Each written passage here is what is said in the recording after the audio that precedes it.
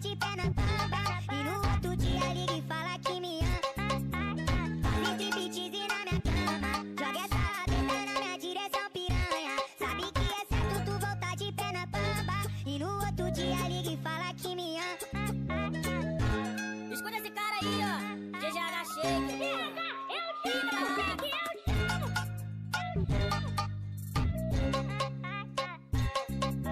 Se fala que amor, eu tô mentindo, menina. Eu sou artista, focada e capacitada em tacar forte na novinha. Eu já sofri por amor, mas não sofro mais agora. O tio a tio vi pisa lá no corpo do pai. Ai, ai, pisa lá no corpo do pai. Ai, ai, ai, ai, ai, ai. Faz striptease na minha cama. Joga essa peta na minha direção, piranha. Sabe que é certo tu voltar de pé na pampa. E no outro dia liga e fala que me ama. Faz striptease na minha cama. Joga essa peta na minha direção, piranha. Sabe que é certo tu voltar com as pernas bamba. E no outro dia liga e fala que me ama.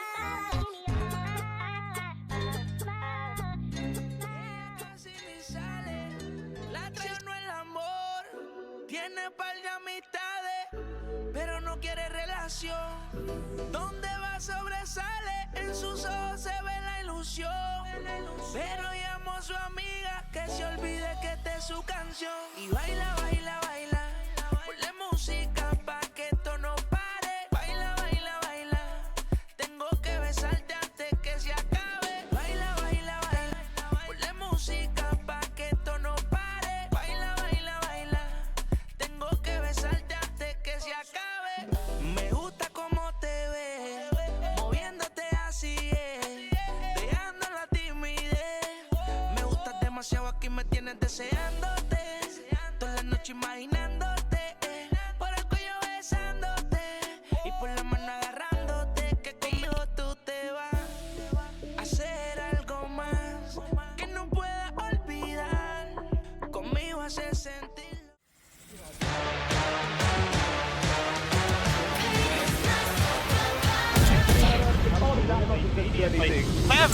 Davin, you are so smart. Davin, you are so smart!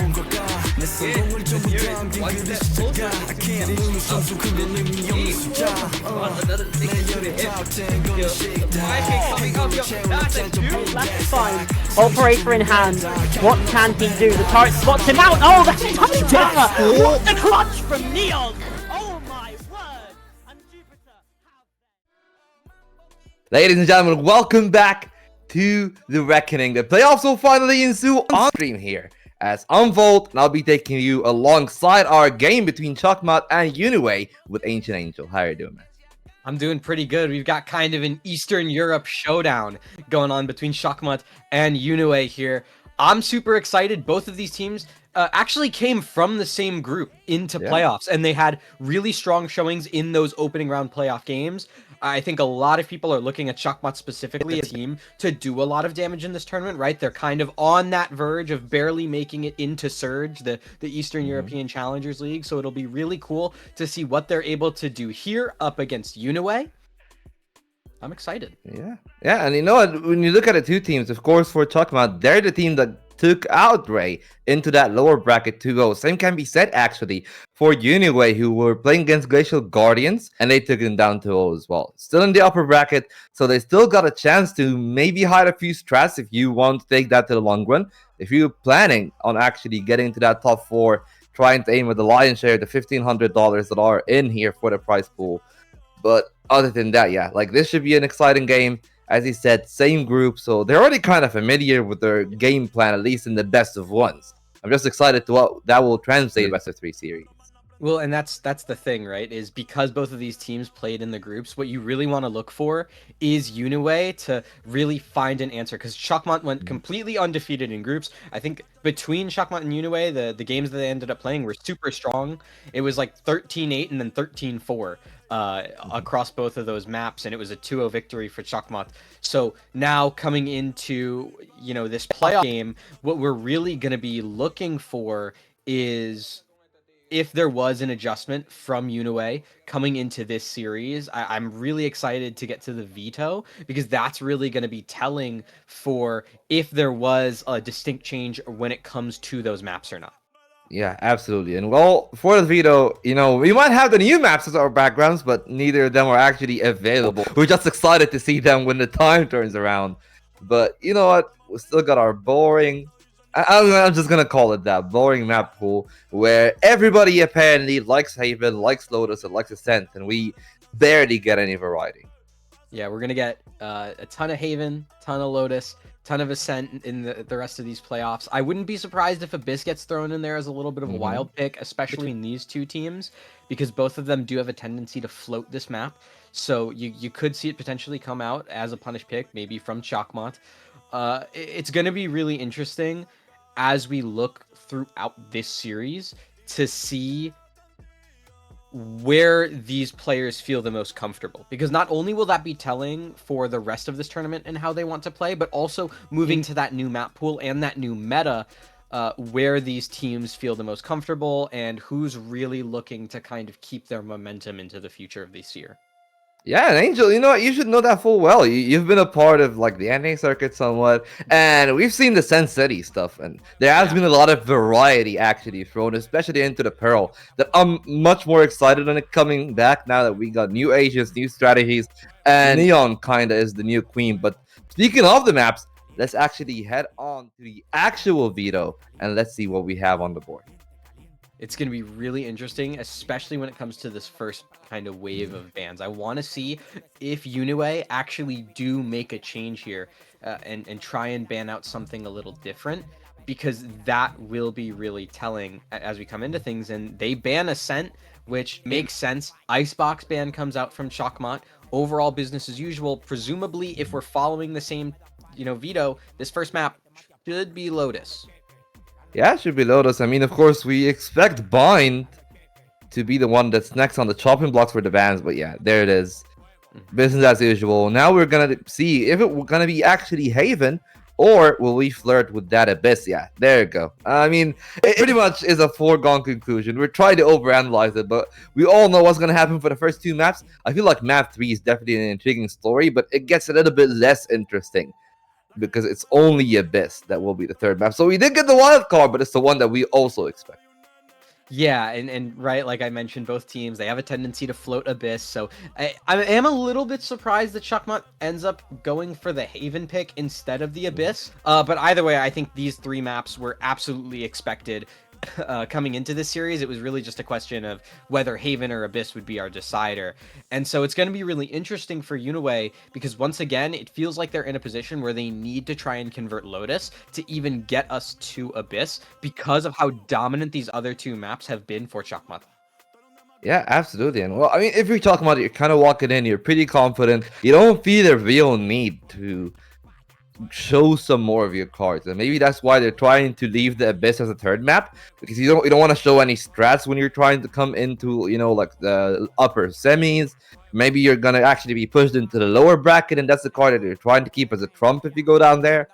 So it makes sense to just play the default 1-2, but as always with that 1-2, if you're Uniway, you're really hoping that you can actually unlock some secret key to beating the rotations that we've seen from Chakmont, because that's their only hope. Because Lotus and Haven, while sure the maps are in the details can be a bit different, but if you're looking at the greater picture, it's just the same kind of map, same style of play. You play around the two extremity sides. You try to flirt over with a pick or A or C, and if that doesn't work, it definitely feels like the defense gets a big advantage if they're able to close down these power positions, which in both maps, apparently and ironically, are both in that A side entrance. Yeah, right. You're talking about like the A main kind of area of both Lotus and Haven. The other key, I think, important thing about Lotus specifically, as we're talking about that first map, is the control that the defense will have over Mound, and if they choose to fight for it or just give it up and play a more C-site, like reactive defense. Because it'll be quite interesting to see that, because certain comps and certain teams will actually lend themselves to being able to switch up what extremity fight for. Sometimes you'll see that A main fight, sometimes you'll see it towards Mound, and so it's going to be really interesting as we come into agent select here to see what these teams really decide to go for in terms of versatility of utility. Well, we see two game plans, and that's gonna be the intriguing part because there will be variety, not just versatility. We've seen a Neon Breach. That's pretty much the new meta that we've seen. Well, Chalkmart is just going back to old trusty Rays. That actually, you know what? I vibe with Rays here on the Lotus. You can do a lot of work, especially on defense in comparison to the Neon.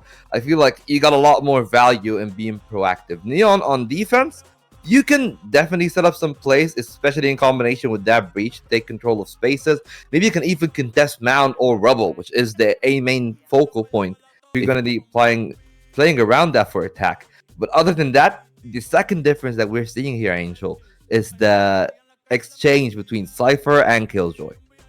That is going to be really interesting, especially considering Lotus tends to be a more retake focused map. And I feel like that Killjoy utility, just being able to stall, will provide significant more value to the Shockmont comp.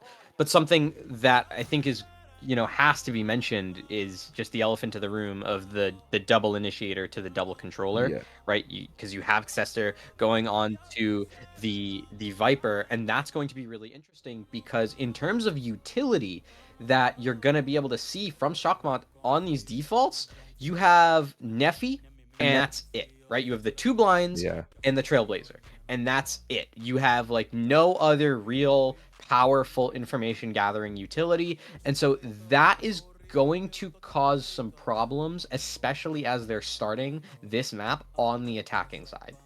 Yeah, and well, to counteract that, and that's the hope if you're playing double controller, is that maybe you can try to leverage the Viper deal and try to isolate fights.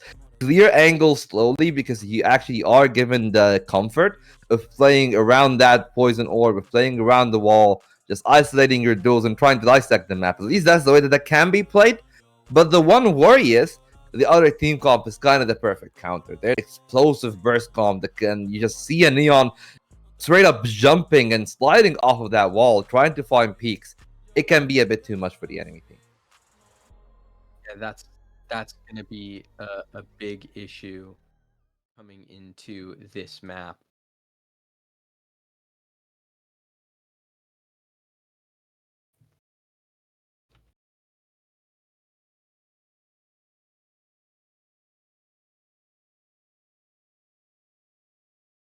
Okay, and yeah, looks like that. There we go. The map is in.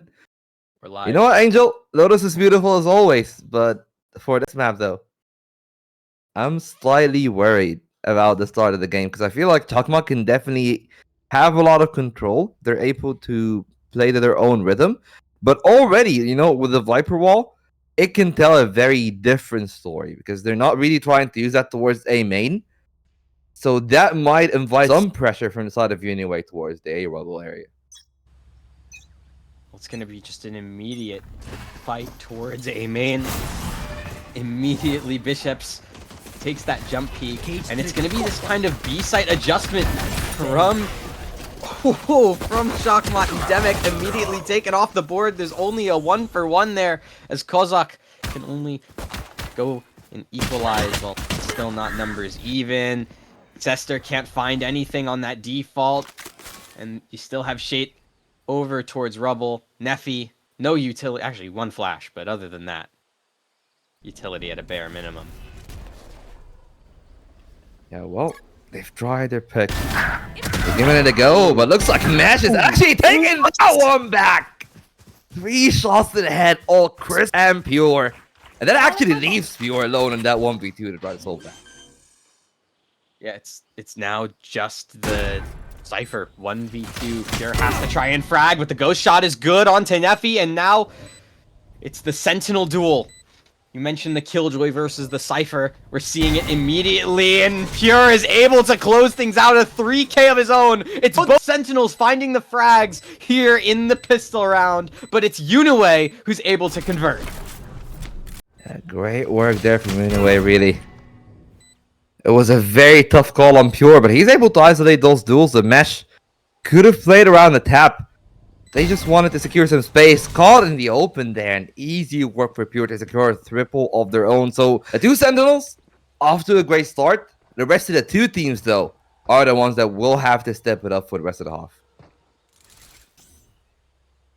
That's what you hope for, especially considering, you know, coming into this series, we were looking at players like Bishops, like Demek, to really, you know, just grab a lot of value, find a lot of frags, and, you know, considering just the kind of nature of that first round and the fact that Demek was the first death, kind of just trying to entry their way into the site, you know, it kind of hurts. And, you know, now coming into things, you're not going to be expecting too much because it's an eco, but Demek still already on the site with that frenzy. Cage triggered. Yeah, you know what? It's not the worst angle in the world, but they've given over the C site. So the retake does have to come in. Anyway, definitely have the advantage in terms of the firepower. But as he said, a frenzy in that kind of close range, it can be devastating. And there it goes. They open up. It's down to Shevrik, however, and he's easily going to line them all up. Just finds the immediate 3, and now there's only 2 left on the site. Shedderek, gets shot by the Sheriff of Mesh, and now Nefi 20 HP. I mean, if you can find anything here, that's huge. And Mesh still trying to buy a little bit of time. It doesn't work. Rutzio takes them both out. The defuse will end up going in. It's going to get just one more ult orb onto Rutzio, try and grab that Rolling Thunder forward, and you know, it was an anti-eco, and you gotta give credit to Shakmat. That was decently close. Yeah, decently close. I mean, 3 members down. That's already good enough as well. But, you know, speaking of 3 people down, there it is again. Info replay. Easy work on that Bulldog. And now you walk into round 3, and that Bulldog isn't there because, as we said, 3 people went down. They elected to go for the Guardian and the Outlaw. The Outlaw would have been great if there are multiple members with light armor, which is the thing that I'm interested in when the round starts. How many players do have light armor? And the answer for Chokmat is no. And that's all because of that spike plan that we were talking about earlier. I mean, technically, Demek, but you are right, and the vast majority of these players are going to be able to live that outlaw shot. Bishop's over here towards A, could potentially try and take a peek in, but instead just opts to rotate over towards stairs. The Prowler does find one, so that might draw some rotations, or at the very least some aggression, you know, towards this A side. You can see just, you know, Rutzio peeking over a little bit as Bishop's on the angle, has that hold. Well, let's see what can they do with that hold. Nephew goes there, and that's a big pick. However, Cypher might find the timing. Mesh again, able to better their counterpart on the opposite team, and now they got themselves a big man advantage. Only 2 pistols that do remain in play. At least the Ghost is going to do some work, but the Sheriff easily caught off. Shade couldn't actually find the angle, and that will leave Shedrick, who is now on a Guardian in a 1v4 that I feel like it's better saving him. It's a Vandal, so yeah, for sure. Oh, I thought it's a Guardian. Okay. Yeah, no, I would think that too. I think it ended up switching to a Vandal very last second, but yeah, Kozak finds that kill. Shedrick, I mean, any kills that you could find there if you're Shedrick would be nice, but it's, you know, just kind of unfortunate timing. Yeah.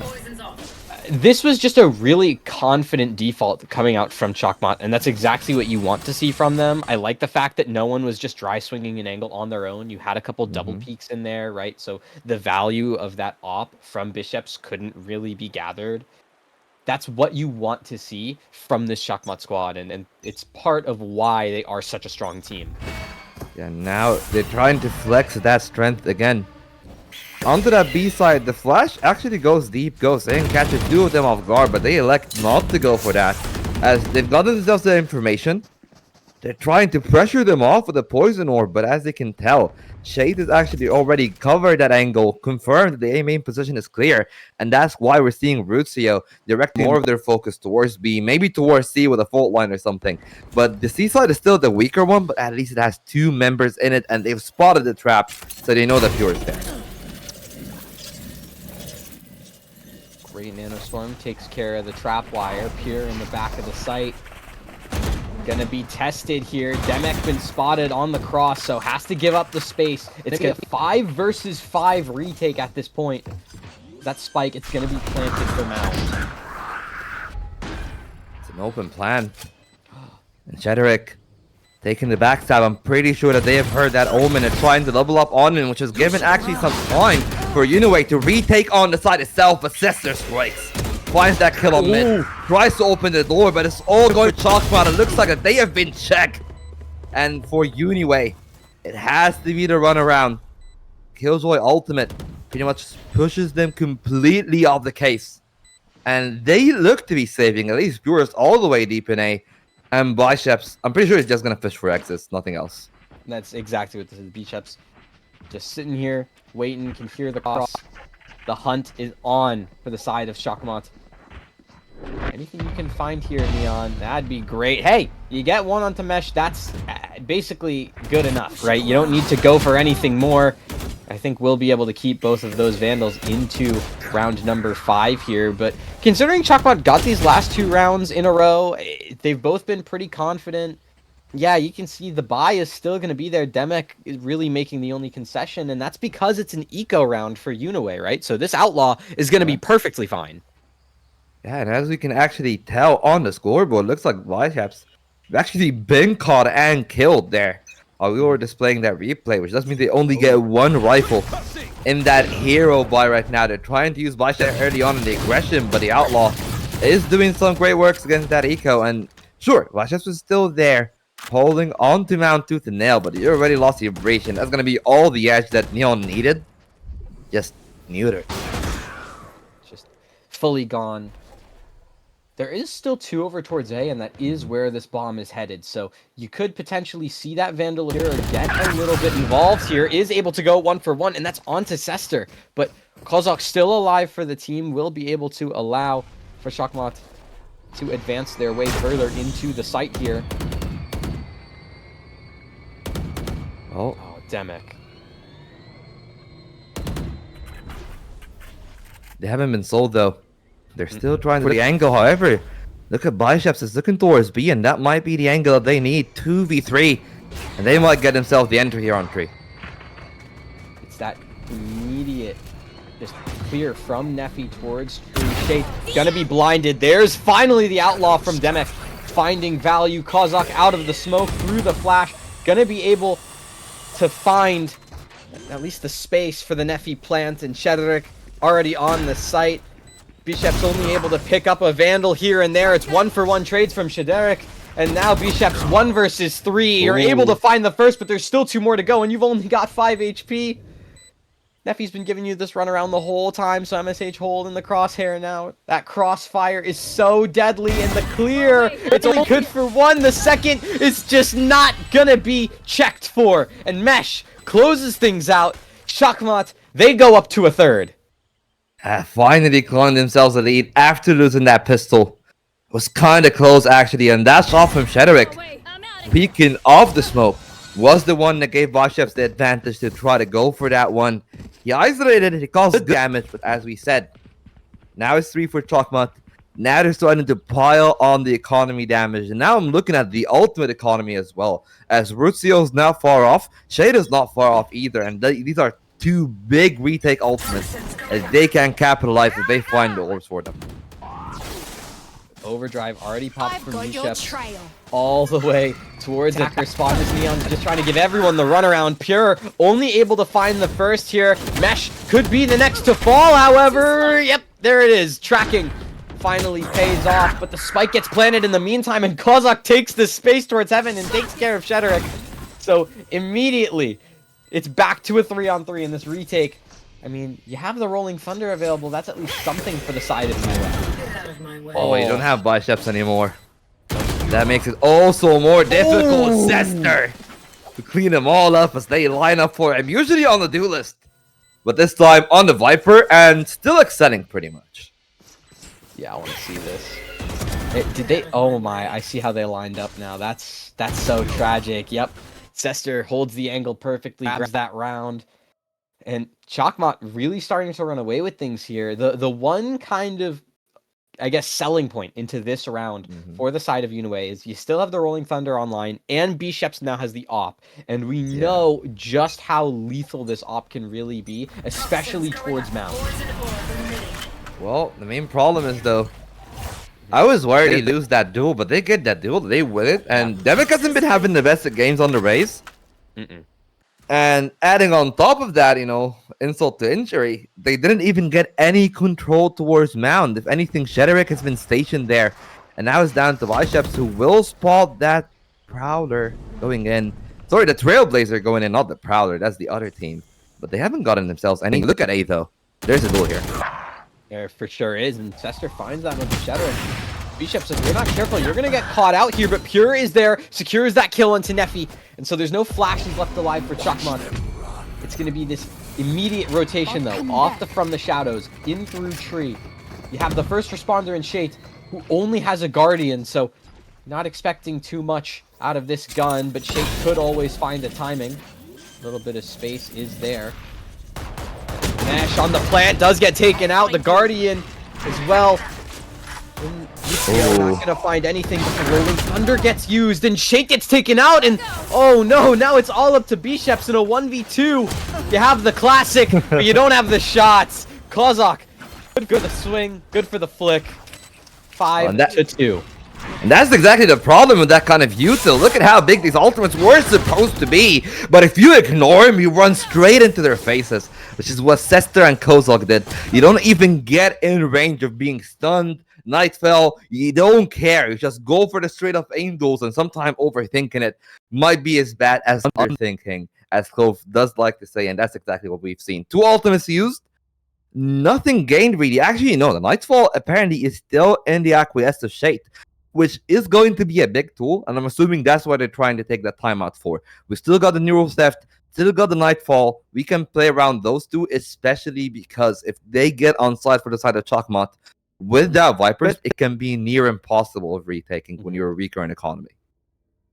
I absolutely agree. And the other thing right now, especially for Unue, is they need some sort of a way into this round, right? You're looking to try and grab whatever little advantage you can within this buy. You really have to try and min-max your economy. That's oftentimes something that the Eastern teams do really well, is min-maxing the economy. You'll see a couple hero rifles, maybe some, slightly advanced weaponry, like you see, for example, Bishops buying up to the Guardian there. And really what that's doing is that's trying to kind of force or create an advantage in this round for Unue out of essentially nothing. And so watch for this fight towards tree, because that is going to be really telling for the pace of this round. I'll find you. Well, let's see how the pace will go. Right now it's somewhat slowed down by Chakmot, but remember, they still got the raids, still got the sky. They can scale up pretty effectively when the time comes to it, and they see the members. And now we're seeing Uni actually trying to fight their way back. There you go. They try to peek on Sester, but Neffy and Sester will clean house for those bears. Actually difficult just taking down the Viper, but they've done that, and they've got themselves some space and some guns for it. They're able to pick up that gun. Now Shade the next tested, but Demek good on that jiggle. Grabs that peak perfectly, and so sure, Shederick able to grab a Vandal, but it's a 2v4 retake, and neither of these players are in positions to really play for it just yet. And you can see the wrap from Chakmot out through CT. They're looking to try and flank this retake here. Oh, and they got the right timing and the right idea. And they've been slowed down because Neffy's there. He can just use a Trailblazer, stall them even further. And that should be the coup de grace coming in right there. Mesh on the double. Easy work for Chakmot as they blaze their way through that Lotus. Yeah, this is just a phenomenal attacking half. And this timing on this fight is just so unfortunate, right? The door doesn't get broken in time, so 2 players end up losing.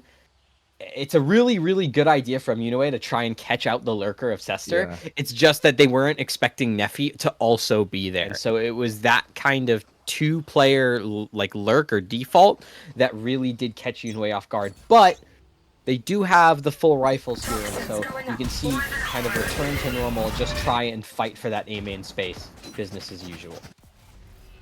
Absolutely. Well, looks like one of the main aspects of that business has definitely been the 2 controllers, Sester and Kozak. Both of them are actually top fragging really. 10 kills in the 8 rounds, and here comes Demek, goes in for the showstopper, and instantly flicks onto Pure. That's a slide open. The retake is going to be somewhat late, but it is Shedrick might be in a position to cause some damage, try to spray back and forth, but they haven't gotten a chance. And that extended hold from Shockmod is actually going to be very difficult to take over, because you got the pit on the side itself. You left water open, but you're controlling spawn with your 3-man stack. One play gets sent through. Mesh on the swing, though. Too knowledgeable for it. Bisheps goes down. Shederick trying to take a timing. Able to find the first onto Kozak, but there's still 3 more players to find, including Sester. In that Viper's pit, there's 2 players in towards main. Are you aware? Well, you're aware of at least one, but Mesh is still here. But Sester finds 2 in the pit, just keeps spraying as Mesh can take care of Ruzio.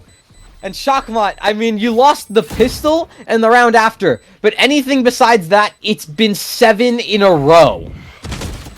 Yeah, and it's been pretty clean. Like, even there, that's the closest I feel like Uniway really has gotten. The Sester just very deep into the pit. They've already absorbed most of that decay, and it was easy work for the run and gun.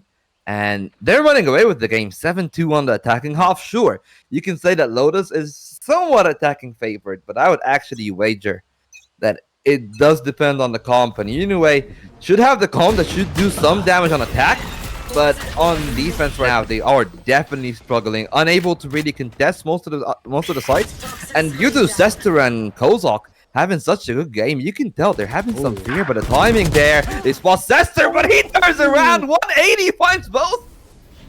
That's insane. Sester, you should be dead. There's no way you're living. And oh, the 2 kills that get showered C as well. Bisheps, the lone survivor for Uniway, has to try and make something happen. It doesn't come through. Sester, these 3Ks have been lethal from you. And Shockmot, there is a reason you're on 8 right now. Yeah, devastating work. There you go. That is exactly the reason. 15 on Sester, 12 on Mesh, and 10 on Kozak. In comparison to that, lethal. The closest member from Shockmot to the 6 kills is Demic, and he's 4th on the scoreboard. So it definitely has been a difference in firepower, but I feel like it's not just that. You know, the map tells the entire story. They've been very confident around playing their double controller, and every time that we see a contest like that, it just doesn't pan out the way. We get the map controlled here, you see?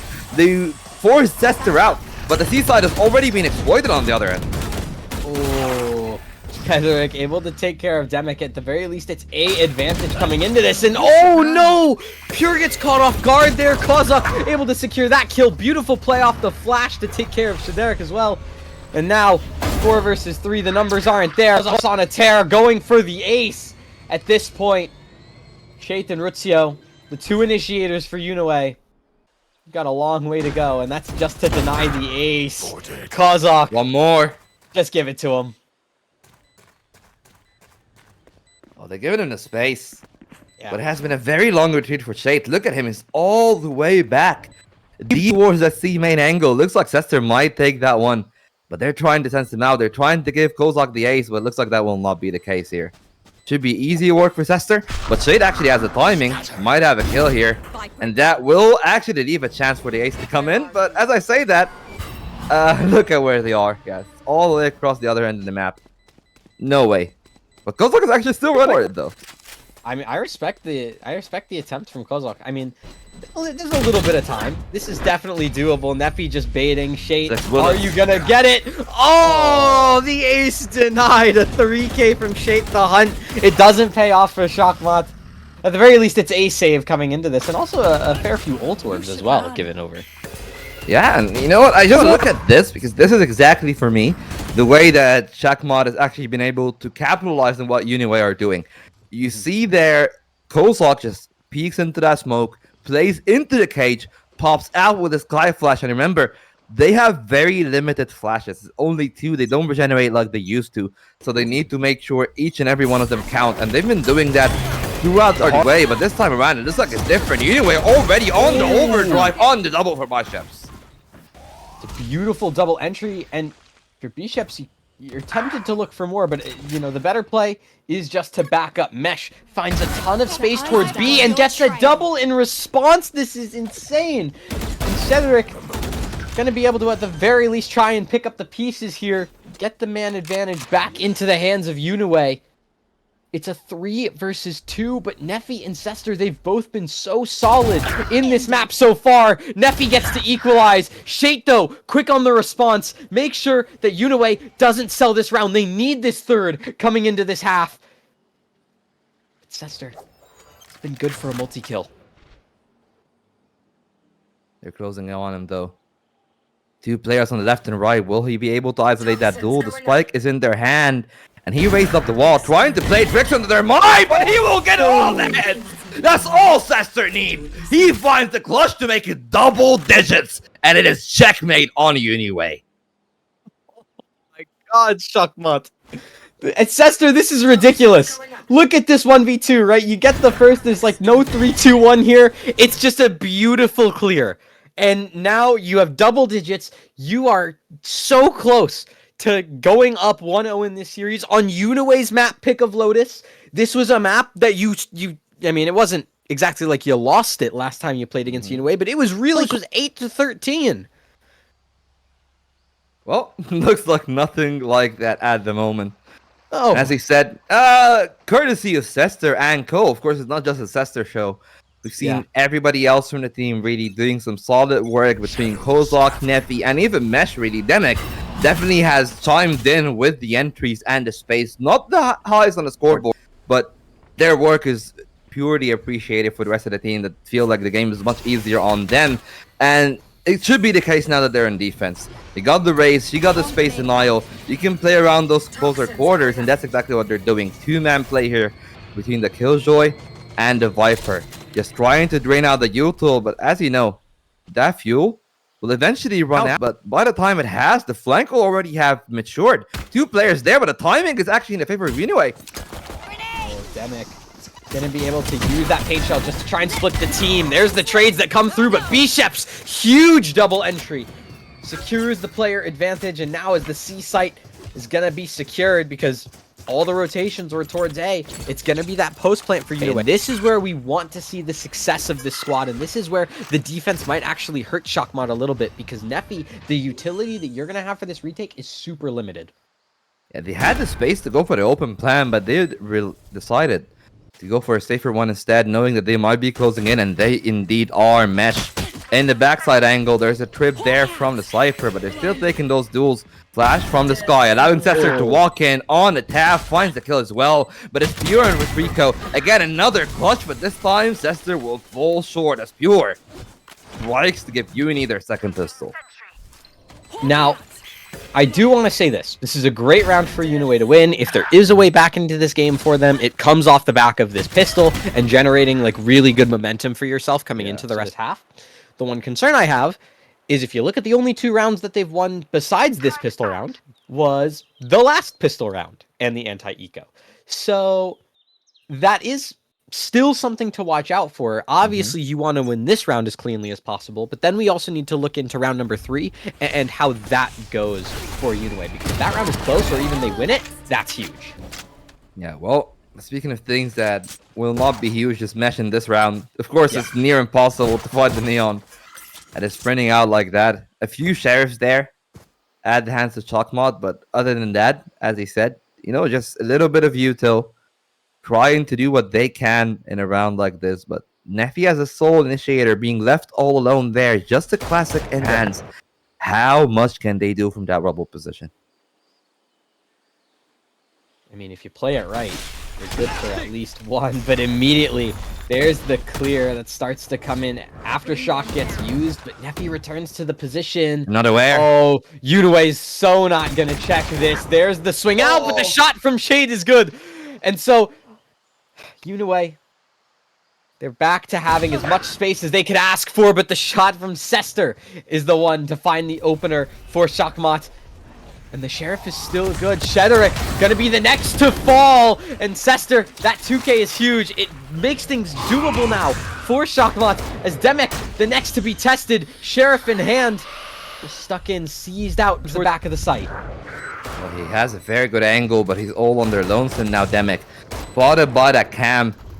Has to fight the whole entire world as they spotted him. Has clear information in where that raises. Paint shells and both blast packs are at their service, but I feel like it's not a round that you want to invest too much in. Maybe use the blast back or maybe take a shot from Pure.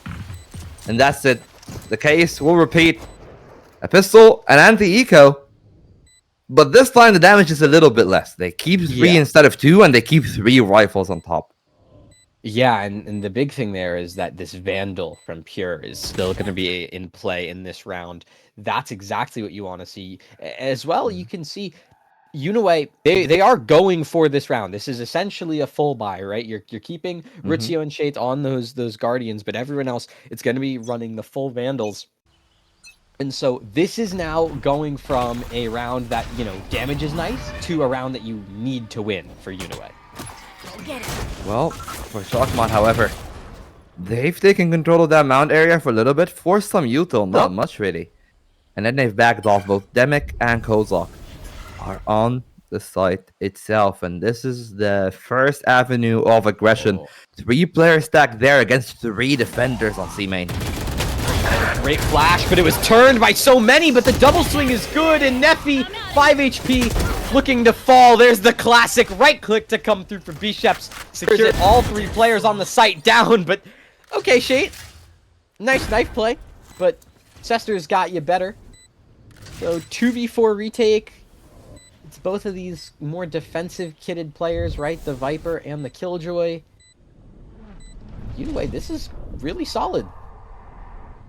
Yeah, really good work from them. Chalkmod looks like they're actually trying to double up. They're gonna give that one a go, which I'm not really going to hate on because they really want to stabilize their gun round economy. They don't want to go on the TikTok swing of losing a round and then buying again. But for the time being, it looks like losing is all that they can do. But Sester can do no wrong. This man is impeccable, but even for the most esteemed of men, some things might be a bit too much for just one. That was a little crazy, but I do want to give credit to this essentially double entry there from Bisheps. It looks really good. Also, good swing off of his own flash from Rizzio to make sure that Bisheps doesn't get traded there and can continue to find more. This is now really an interesting position because Uniway not only was able to convert the bonus, but they were able to do so quite cleanly. Yeah, sure, you had the 3K from Sester at the very end, but still, majority of players keeping those heavy weaponry, except for Bisheps, who's opting for the overdrive in this round. Yep, but overdrive in hand. They haven't used it yet, but Sester there in that pit with the Bucky. And I feel like that's very dangerous, and that's why they're giving it some respect. They know that they might actually be stacking towards C. That's their first thought. The joke's on them. It's the B stack there for Chalkmod. Has not been spotted on the camera, and Demic is in an equally fatal angle as Sester was. Oh, this Bucky. This is gonna find so much. They're not clearing it. Bisheps first to fall. Rizzio goes as well. Sure, Shadowrek's able to trade it out, but it's still the double opener for Demic on the Bucky. Kozak, defender, to try and take a challenge with that Sheriff in hand, just spamming through the smoke. Nothing gonna be found. Instead, it's Shadowrek on the swing to secure things, and now it's that 3v3. Things are equalized, and as Shate takes care of Mesh, there's only one flanker in the name of Sester. But he might have the best timing of them all. As they are staggered there towards that other end. Sester good for one. Is he aware for the next? He is fake. Easy work for Sester. As Shadowrek really gives that one over on a silver platter. Leaving Shade all alone. Position known, has to seize. Trying to buy some time. The spike is planted for him and time is on his side. But too many people on the other side and he is taking over the Goliath. Now it's time to take over Neffy. 1v1. Shade is still trying to buy some time. Neffy on the spike. Only 7 bullets left in the chamber, but the last one will be on the head. And that's exactly what Chalkmod needed. One step closer, and they stopped the bleeding. Beautiful 1v1 there from Neffy. Plays things perfectly. I really liked Shade trying to stall out with the Prowlers. It's such a good idea, but that fight toward the very end, trying to catch Neffy off guard, it just doesn't go his way. And so, once again, it's now the back foot for Uniway. They have to try and continue to convert rounds here. But, man, Sester, 26-9. Yeah. You know what? I've been seeing Sester for quite a few years, and every time I feel like he's leveling up more and more. He was usually the duelist for the time that I've seen him play in MENA. But right now, ever since he moved back to East and he's been playing back with more of these Polish teams, he's really been flexing up with Asian pool a lot. And I feel like with how good his mechanical skill is, that has definitely made him a dangerous asset. And we're seeing that right here. High scoring game, high impact. Neffy adding to that impact. A great opener. And that's Sester down. But also, Bishops has been taken down with it. And that means that you don't have any high movement agents on the other side of the attack either. You also lost your top fragger for the side of Uniway, right? Bishops was the closest thing you had to a player who was positive in terms of the KD. So Mesh still here anchoring this fight, buying time for these rotations. The flashes are going to be good, but so will the showstopper from Demek. And Mesh able to combine with him to find those two players in tree. It's now just Shate and Pure over towards stairs. They need to try and find their way back into this round in the 2v4, but Kozak already holding. That is their way. It's not aimed towards heaven. It's aimed towards that B side. That's their sole solace. And they've been isolated now by that paranoia. But Neffy, unassuming of the position of Pure. Shade has been taken care of, leaving Pure in a 1v3. No spike, however, as his station down on 3. Pure has to take over those duels. They're giving themselves off one by one, but Mesh instantly swings over, takes care of business as it's match point on the first map. Yeah, this has been a dominant performance by Shockmont, and I still feel like that's an understatement for how good Shockmont has been playing. Tester 26-10 is just an absolutely insane scoreline, and still, I mean, technically can drop 30. I don't know if that's entirely likely, but the way in at this point for Uniway, considering they have to play for overtime here, is it has to be off of these ultimates that they've built up, right? This overdrive, both the Nightfall and the Rolling Thunder can come through. You can see a ton of value as the immediate opener is there and finds 3 Bishops, a beautiful triple entry to secure C. You ask and he shall deliver on the Neon. Pristine Mark Shederick all the way in. He finds both, but both are too much for him as Mesh and Sester are able to combine and find a first of the round. Might be a consolation. It might be all she wrote as they're pretty much straggled there. They are suffocated in terms of angle. Have to clear everything, leaving Bishops there to be on for the ace. Only one frag left. You know where Mesh exactly is. It has been denied last time around. This time around it will be denied as well. So neither side are going to get their spoil, but both sides will get their... Great round from Uniway. I mean, there's nothing really else to say there other than that is a round solely crafted on Bishops' shoulders, right? The triple entry is the fight that defines the round. It literally just hands over C on a golden platter. It was like a 2v4 retake for Chakmat. There's no way they're winning that. I mean, they tried to make it close, but still. Uniway that's a beautiful round, but we want to see it continue, right? You still have these 2 really powerful ultimates in the Nightfall, in the Rolling Thunder. You can definitely use them over towards C. Considering Chakmat, they really want to continue to fight for Mount. I mean, absolutely, but that actually pushes over to the other side. Chakmat, all that they're banking on is just one mistake from Uniway. One time that they can complacent, one time that they make a mistake and it's game over for them. It will be 13 for Chakmat and they're trying to fight back. Mesh good for 1. The Sheriff unable to capitalize. And Uniway seems like that they found some rhythm. They found some stability there, Angel. And they're definitely riding that win. And you can see there's still discipline here, right? Even though they're pretty sure that C is fully clear, they're still going to use the utility. Absolutely make sure that this plant from Ritzio is going to be perfect. And it's a double flank retake from Chakmat, a Bucky in one player, a Sheriff in the other. The flash will be good to, at the very least, buy a little bit of space here, as Pure is already pushed out to Mound. Yeah, it's still a cleanup. I mean, Neffy, if you can find one more, then that's good damage. That's not enough, though. If you're talking about they just won the round, and that will not be the case. Of course, they were on an eco. But what has happened in the first half seems to be happening again in the second one. A lot of bleeding there for the defensive side. At least for Chakmat, they have had some variety. Uniway has just been stampeding through C really the entire time. Bishops is back on a fairly acceptable score, 18-18. And they're still trying to find for Mound again. 3 people on C for the side of Chakmat. And I'm not the biggest fan in the way that they were trying to do it. They're just trying to grab the bull by the horns. And sometimes it does work.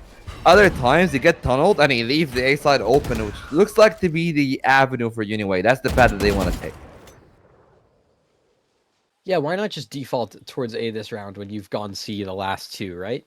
Surely the adjustment will be there, and that it is, right? You no longer want to fight towards now. You know that there's a stack of players here. Instead, you just want to force all that utility out for this early flank. And you can see Pure very aware of this fact, just sitting towards B main. As this A site execute comes in, he's gonna be able to spot out that flank. Oh, the repush is gonna be there. Mesh called by everything under the sun. This should be it, but Pure! He steals away something though, and Sester does as well. Him Kozak combined for 3. Keeping the numbers even. After everything Uniway has done, they might have made their one mistake.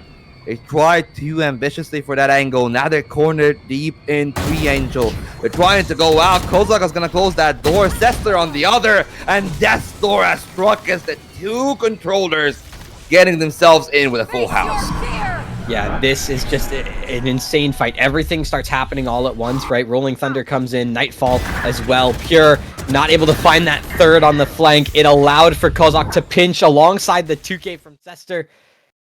That's what locked it in. 13-6. So, you know, similar, although not exact, to the scoreline we had last time on Lotus. It was still a really dominant showing from Shockmot, right? You had those couple rounds towards the end from Uniway that really started to show that they were ready to try and fight for that map, but it was just too little too late off a 10-2 half. Yeah, well, I do agree there. Too little too late for this one, but what Uniway did showed that there's still some life in the series. It's not going to be a one-horse race. 2 teams that should actually be into that one, but again, Chuckmod on the upper hand found themselves a map, and if they find the closest map ever to what the Lotus is, which is the inaugural Haven, the inaugural 3-map site of attack shooter, well, it might be a quick 2-0. We'll see all that after a break. Uniway, this is your time to recollect and reform. So we'll see you then. Dis-moi où est ton papa? Sans même devoir lui parler, il sait ce qui ne va pas. Ah sacré papa, dis-moi où es-tu caché? Ça doit faire au moins 1000 fois que j'ai compté mes doigts. Hey. Où t'es papa, où t'es? Où t'es papa, où t'es? Où t'es papa, où t'es? Où t'es, où t'es, où papa, où t'es? Où t'es papa, où t'es? Où t'es papa, où t'es? Où t'es papa, où t'es? Où t'es, où t'es, où papa, où t'es?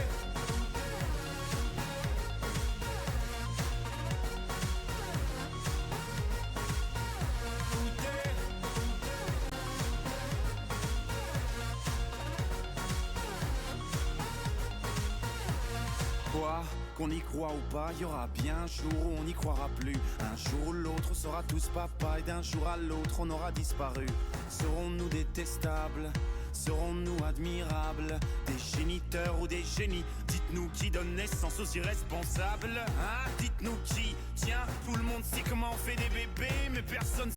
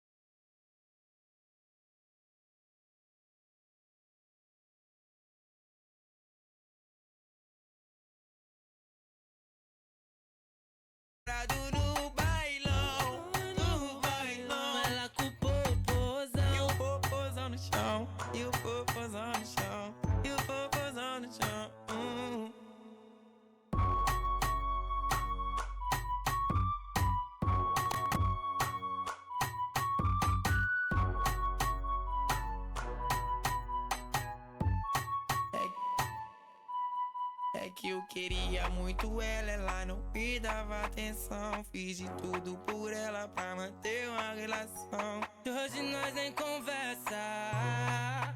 Tô decidido e não é à toa que eu me joguei no Mandela. Foi que eu me joguei no Mandela.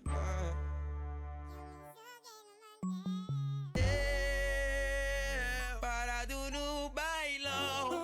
No bailão. Ela com o popozão. E o popozão no chão. O popozão no chão. E o popozão no chão. Eu parado no bailão. No bailão. Ela com o popozão. O popozão no chão. O popozão no chão. O popozão no chão. O popozão no chão. Parado no bailão, ela com o popozão. E o popozão no chão, e o popozão no chão, e o popozão no chão.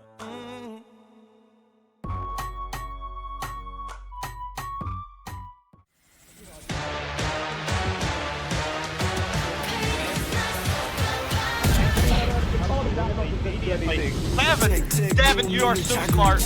Devin, you are so smart!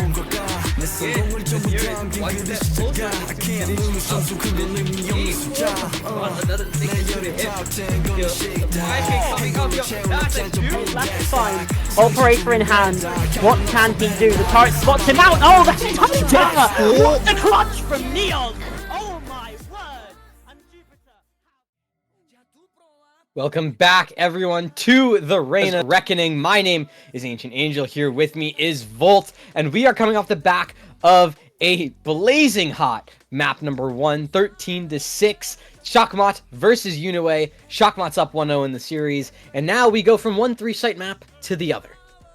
Well, the way of the world with this current map pool. Hopefully, Pearl will, I guess, free us from this jail of 3 slices and go back to the normality of actually playing the actual attack shooter. You know, 2 slides. You play around the map. It isn't an infinite rotation like it was in Lotus, and it should be in Haven. But speaking of which, you know what? We're speaking on the map 1, and I feel like that map really had one head-to-head that should show you, I guess, an inkling of the share, which is between Bishops, that was the top frag for the side of Inoue. On the other side, just look at this from Sester, man. He almost got the 30 kills, 2.7 KD, almost 400 ACS. And he was one of 2 controllers, so he definitely had some freedom. But still, a performance like this is always impressive.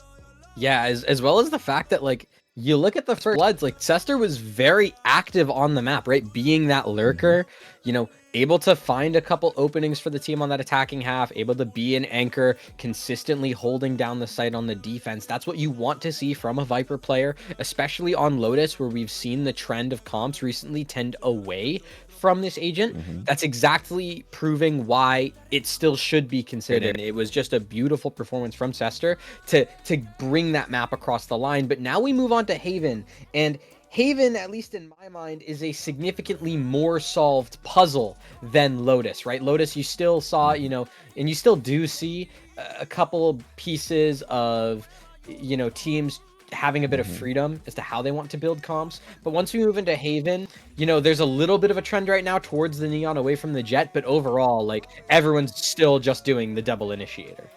Yeah, I mean, it feels like it definitely has been the answer to the map. Of course, we've seen that with Ascent, who I'm very thankful we don't have here today. But it might not even get to that Abyss, you know? You might still see the same 2 maps if Chakma keeps playing that way. But off Haven, though. I mean, Breach Neon just makes all the sense in the world if you're talking about the amount of space you can cover, both with the Relay Bolt and with that fault line. It makes a whole lot of sense. You can pretty much cover like 60% of the site, smoke 20% off, and all you need to do is just to take duels on the other 20%, then move over to the parts of the map that were stunned or explode on the players that are stunned, and then try your trades back. And that has been primarily the reason you play that. And then you pair that with an information initiator like the Sova that has been the mainstay here in Haven, and every site is basically an open book. You know where to go, you know how to hit it, and it just depends on how many kills the anchors can get or how much time they can solve for. Yeah, and that's the other thing that we started to see a little bit of is a change in what agent is end up played as the Sentinel, right? We're starting to see the shift away from the Killjoy towards the Cypher on this map. I think significantly due to the fact that the Cypher has an easier time playing for the retake. Absolutely. Right? You can set up those tripwires kind of around the map. You can gather information for your team, especially considering just how oftentimes there will be some sort of a gap in the defensive line on this map. Having that trapwire to just completely cover a lane is a huge benefit for the defense. Yeah, and especially speaking of, when you're trying to maybe put your numbers more so on one of the two sides than the other, then it's like really reigns supreme. You don't need to do it in the same way that the Killjoy does it, which is she puts one of her sentries there. You can just put a tripwire, for example, towards B, and then try to like triple stack towards A with your team, or play your usual position of C side, having a lot of protection around you. And we'll see what happens. We'll see which side that they pick, because at least for what we've seen, Chalkmod is replaying some old school comps, and if they're going that old school, maybe we will see some Jet. Unue's hovering a chamber on Pure. I just want to let that be known. If that comes there, I'm so excited. I'm happy. Nothing else matters anymore. Yeah, okay, Chalkmot, you're going to run kind of the business as usual comp. Sure, you're going to have Demek on the Neon instead of the Jet. I think that makes total sense, considering that Demek seems to be a duelist player similarly to the side of Bisheps. Bisheps running this Neon as well, I think makes total sense. Pure's chamber, that is going to be the key watching point for this map. Can he get involved? How often does that Tour de Force become online? What does the economy look like for Unue? How much impact does the Headhunter have in terms of buying up full rifles for teammates, and also how much value can you find with the extended teleport radius? Absolutely, because now we've actually had something that maybe both the Cypher and the Killjoy don't have, as you said, which is that teleport. Do you go aggressive? Do you play defensive, try to find yourself a kill on the anchor, then TP away to safety? Because these are a lot of options that you can definitely roll for. And you know what? We're seeing all kinds of scenarios. What's next? Like, we're gonna see a deadlock somewhere? No, that's too far-fetched. That's too far-fetched. Let's be real. If Kozak goes, yo, I'm not going to play solo, I'm going to play Deadlock this game, I think I'd actually lose my mind. But it does seem that Kozak is opting for the info initiator. It makes sense, right? Stick to the Sova. The key that I want to see from Pure, especially on this attacking half, is the lurks, especially towards C. Because the one thing that the chamber teleport is really good for is being able to set it down. If you're the chamber and you're the C lurker, you can set that teleport down, get involved, try and grab that orb to farm up that the Tour de Force, and then immediately teleport out of there completely scot-free. You're not going to get in any sort of danger from any errant shots. So that'll be really interesting. I mean, that's one angle to look at it. The other angle, of course, as well, that you can think of the chamber as a mini Jet in some of the angles. If you want him actually to be in your main task force on attack on executing sites, where chamber can take point, do the exact same thing as you've said, absorb some util, so then when you actually go in with Bish, then, well, things look much easier for the Neon with less resistance on the other side. But you know what? We say that Killjoy's there. So maybe I'm actually going to lean more towards what you said, of them just playing more for those lurks. Breaking over that sentry and see garage can be a very big power point for them if they try to do that. But other than that, we'll have to see what they do inside the map itself. As Haven is kicked off, Ancient, and looking at the way that they've set themselves up, it will be default Valorant Fiesta. Leave the Killjoy playing towards garage. She'll have her set up, and the rest of the team should try to, I think, aggress towards C between the Breach and the Neon, but they're still in garage, so maybe they're trying to actually play aggressive towards mid. Well, you can see Pure actually being that lurker towards garage at the very start of this round rather than over towards C long. So, but towards of A, I mean, this is just a straight up rundown. Bishop's already on the site, just trying to jump all the way towards the back of the site here. There's the swing. The right clicks are good for one, and finds a second well into Demek. 1 HP is how much that Neon has, and will get out of there, as it's going to be a 3 versus 5 retake. And look at Pure still on this flank. Yeah, on the flank, still trying to make their space. They're gonna be here on B, but they're accounted for. And Neffy's gonna do excellent work. Speaking of breaches, however, a lot of util still in the hands of Rusio. That's the aftershock. You still got both flashes, and they will need to use them. 4-on-3 HP situation is not that good for you anyway, but if they're able to play off that util, it will make things much easier for them. Bishop's on for the ace. He hears the last player dropping, but it will be Shay. It will take over that one and give Uniway 3 out of 3 pistols in the series. Listen, I'll say this.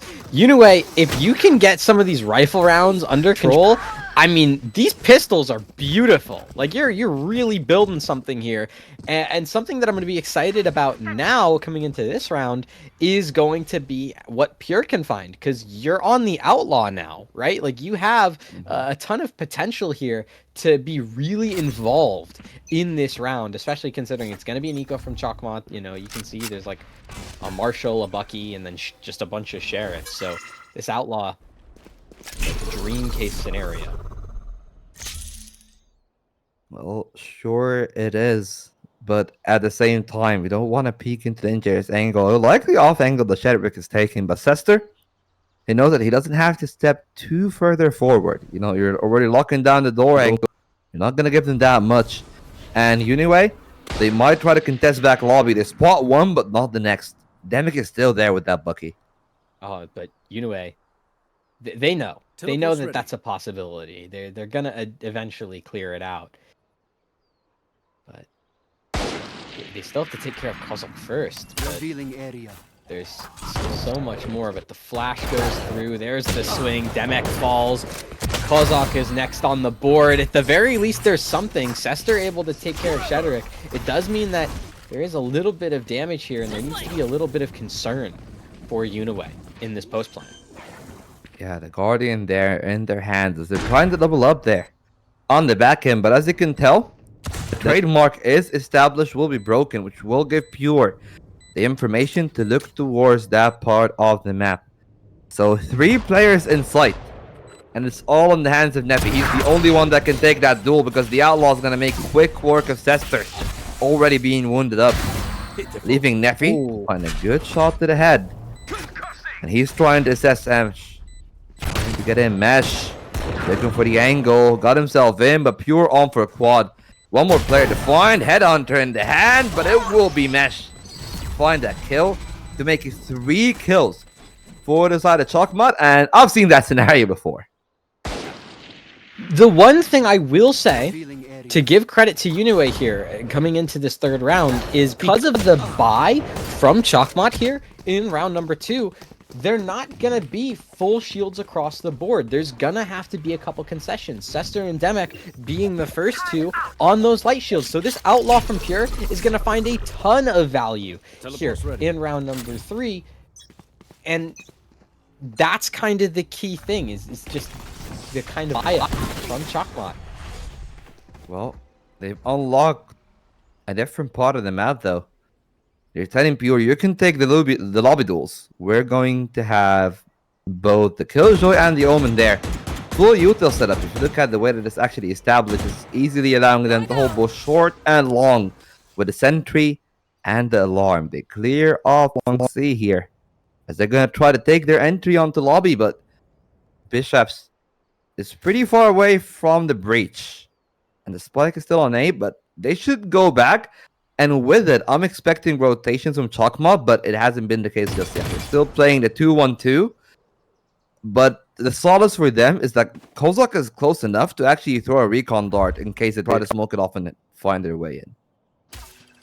Yeah, no, this is still going to see, but the double swing, good. Demek takes care of Bishops, and that rotation, it does eventually come through, and you can see this hold is just a little bit too late. The backup's not going to be there in time. Neffy still up towards Plat as well. Going to be able to hold this crossfire alongside Demek here. They've got it under control. Uniway, there's no way in. They find more. That's even better for them. Neffy with the Guardian tapping these players. Maybe not the heads, but he's found all the damage necessary, leaving only Shedrick, sole player with the Sheriff in their hands. But the Outlaws will roam free for this day. Yeah, I want to give credit to Shockmont there for not ever overstepping. There was no real chance to give the Outlaw any sort of engagements in that round. Pure, literally, I don't think found a single opportunity to fire a shot. So that is a huge weight off your shoulders. No damage was really done to you in that third round, aside from a little bit onto Demic, but other than that, you're all good. And sure, Uniway can get a full buy here, but you know, now they're economically on the back foot. They don't have the reserves in the bank. Well, that will be a problem, I feel like, for both sides, really. But as he said, more so, of course, on the side of Uniway. But Chalkmont, they found themselves very aggressively onto that A side. Will they be cleared off? They haven't found Demic. Demic is hearing all the information. Letting them all across. Almost found a triple, but Pure at least will save the day for something. But still, a man advantage, and the deal could have even sweetened more. Thankfully for Pure, he uses his trademark to go towards B, but that means that they're actually thinner in numbers. Kozlok should have that duel, however, Bishop is able to overdrive his way through. He's going to be blinded by the paranoia. They still know where they are, and they're still trying to break through out of the smoke into the angle. Neffy has actually found a sneaky way through. Mesh finds that kill, leaving Shade as a sole player. Spike on their back. One head found. 2 more to go. But they double up beyond backside. And this should pretty much secure it with a double peek, and it will be Sester. We'll find another kill, and Chalkmont will find their equalizer. Yeah, from Shade here, I understand the backup. You're like, well, you know, maybe we go towards C. It's a good first in the 1v3, but the rest is just too hard to find. And honestly, that opener from Demic over towards short just completely ruined the round for Uniway, right? Shetherick was the one fall. That's your smokes player. You have no way to really execute onto the A site, so the speed up just didn't really find all the value. The one, again, selling point coming into this is Pure. Let's play. That's going to be good. Well, he's trying to play, but they're actually playing them out right here. Sester holding that angle pretty masterfully, and Pure be caught off guard. Look at Demic there with the judge. That was your sole bit of firepower, and it's already gone. Gone off the board, not gonna find a thing. The judge looking to find one more. Demic's got it. There you go. Shate's gone. Now 2 versus 5. Sheriffs only. Mesh finds Shetherick, and Ruzio, you can only go 1 for 1 there. So Shockmont, it's back to business as usual. Uniway still have yet to win a rifle round on attack. Yeah, Well, in this half. well, yeah, exactly. But they're supposed to. That's the tough part, is that Haven is much more attacking sided in comparison towards that Lotus. At least Lotus, you can definitely play around specific angles. They were playing more towards that aggressive side, and that's what we've seen when they flipped over to attack on Lotus. But right now in Haven, they feel much less aggressive. We can tell that Demic should have a lot more of the load on the salaries, but for Uniway, it has been a Bishop's show for their attacking half. It's either Bishops find something, or he shut down early on, and suddenly the attack is much weaker. This time around, they switch to a different part of the map. They go towards B, but they give over the breach, and that was supposed to be their endurance policy there. But now Bishops trying to push through. They got a 2-man push on Garage, and Pure single-handedly winning that duel, and that second one on Demic could not be understated in how important it is. Overstated. Yeah, but you know, it's a 3-on-3 now. No Uniway player has the spike right now. It's just fully dropped outside of B. Shade is still going to be looking for something towards A, because I don't think that Shockmont are aware of where the spike was dropped. So you can see this is kind of like a scramble here in the middle of the round. This fight towards defender spawn might be the first engagement, but look at where Cesar is, all the way towards heaven. There's no way you should think about this if you're Bishops. Oh, Sester, no. Oh, timing. Oh, Bishop. He recovers. No way. Wait, the gun model. He's gonna block him. Oh! And that's disastrous. This A site is fully open, thanks to the kill onto Mesh. So, Neffy, 1 versus 3. Yeah, and Sester feels betrayed there. Has to be. The gun model there blocked him. If he wasn't ADS, he might have had a chance. Oh, he definitely kills him. Yeah, but not this time around. No. And the spike timer is ticking down. 1 player backside. Has not spotted Neffy yet, which does give Neffy the advantage of finding that duel. But the Spike is in a position where it feels like it's nigh impossible to actually fight for that duel over 1-1, up and bottom. And both of them are really solid in their engagements, which does mean Neffy has very little chance in taking over Bishops. And anyway, showing much better signs of life. We're seeing some vitality in their heartbeat. Yeah, this is a great round to win. It's a little closer than you'd ask for, right? You know, it's only 2 players alive instead of like 4, but you'll take what you can get, especially now that Shate has this Hunter's Fury online. You can use it to try and play off of the lockdown from MSH. That's going to be really, really key coming into, you know, some of these upcoming rounds. Rutcio also only 1 away from a Rolling Thunder as well. And that's going to be huge, try and counter the Shockmot stockpile of ults that they have on their side. Well, they're trying to pile them on. The Fury has spotted one. They will not find the kill, however, as Rutcio able to climb up top of the garden. And sometimes being green is actually good for you. Speaking of green things that are in that position, Neffy easily finding the lurker. Yeah, that's a huge kill from Neffy onto Pure. Gets rid of that chamber, right? The mini jet you were talking about. That's going to be fully gone. But at the same time, that was a little bit of a dangerous run from Bishop. So only able to go 1 for 1 thanks to the trade from Rutcio. But this op of Demek still here. Oh, spotted. Yeah. How is that the case? They should have seen him at least with the second play round. But they got complacent. And we said that complacency is the disaster of any team that is trying to be competitive. And right now we're seeing somebody having fun, and well, they definitely have the right to do so. You know, it's a 4v1. Jester cleans that one up, and they still keep their numbers. And you know, sometimes Neon just feels impossible to hit. That felt like one of them. Yeah, absolutely. That's some nice movement there from Demek. And you were talking about Shate spotting. I don't think Shate did, because Shate was already looking towards long. So it might have just been a situation where, you know, Demek just goes unspotted quite simply, and unfortunately Shedderek there to pay the price, and again, that's a collapse of the Uniway attack. Well, Uniway now speeding up their attack massively. However, with Bishops being caught, everybody else should be on the angle. They see the TP, they find the kills, but Rutcio and Pure will trade back. Pure has been taking the lion's share of the work now on that Vandal. Opening the side up by force. Only Demek and MSH remain. One of them will be brought down. Will bring down and Rutcio on for the triple. And he pulls it out of the back on that hat trick. Yeah, Demek just absolutely mops up there, and that's what you expect. Just point blank, Demek that close of an angle with the overdrive.